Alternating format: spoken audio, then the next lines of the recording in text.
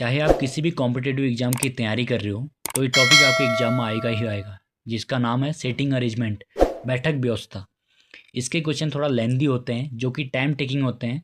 अगर आपको इसका ट्रिक पता है तो आप जल्दी कर लेंगे। चलिए आज की वीडियो में मैं आपको बता दूंगा ट्रिक। इसमें क्वेश्चन अलग अलग तरीके के बनते हैं। मैंने यहाँ पे 2 तरीके लिए हैं। पहला, जब कुछ लोगों को एक गोलाकार मेज में या फिर वृत्त के आकार में बैठाया गया हो। मैं आइडियली मान के चलता हूँ 8 लोगों को बैठा रखा है। देखो मैंने क्या बनाया, सबसे पहले एक वृत्त बनाया, फिर उसके 8 टुकड़े कर दिए, 8 लाइन मार दिए मैंने। यहाँ पे मैंने पॉइंट मार रखे हैं। इस पॉइंट को मारने का मकसद ये है, इससे हमें लेफ्ट या राइट का पता लगता है। अगर केंद्र की ओर मुख करके, यानी कि सम्मुख, केंद्र की ओर सम्मुख, अभिमुख, तो इसका मतलब क्या होता है, केंद्र की ओर देख रहे हो, ऐसे देख रहे हैं।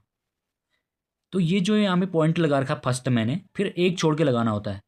यहाँ पे एक डंडा छोड़ के, एक डंडा छोड़ के, एक डंडा छोड़ के, सो ऑन।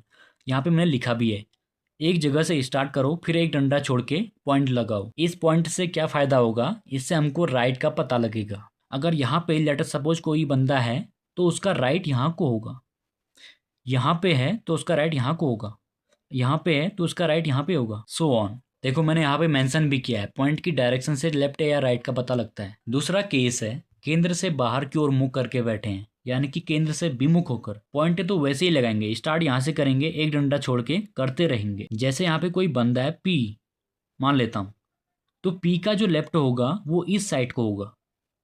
मैं मान लेता हूँ यहाँ पे कोई बंदा है एल, एल का लेफ्ट कहाँ को होगा, यहाँ को होगा। मेरा समझाने का मकसद बस इतना है। अगर आप पॉइंट लगाते हो तो इससे आपका डायरेक्शन का कन्फ्यूजन दूर हो जाएगा। यहाँ पे मैंने कुछ पॉइंट मेंशन किए हुए हैं जो आपके लिए बहुत ही इंपॉर्टेंट है। तथा, अथवा, लेकिन, किंतु, परंतु, एवं, और इसमें पहले वाले के लिए यूज किया जाता है। जैसे ए बी के दाएं से चौथा बैठा है और सी के दाएं से तीसरे स्थान पर बैठा है, तो जो और होगा वो पहले वाले के लिए, यानी कि ए के लिए यूज होगा। जो कि, जबकि, ये सब बाद वाले के लिए यूज होंगे। फॉर एग्जाम्पल, ए बी के बाएं से चौथे स्थान पर बैठा है, जबकि सी के दाएं से तीसरे स्थान पर बैठा है। तो यहाँ पे बात किसकी हो रही है, बी वाले की बात होगी। अगले टाइप का क्वेश्चन है, 2 पंक्ति में कुछ उत्तर की ओर मुख करके बैठे हैं और कुछ दक्षिण दिशा की ओर मुख करके बैठे हैं।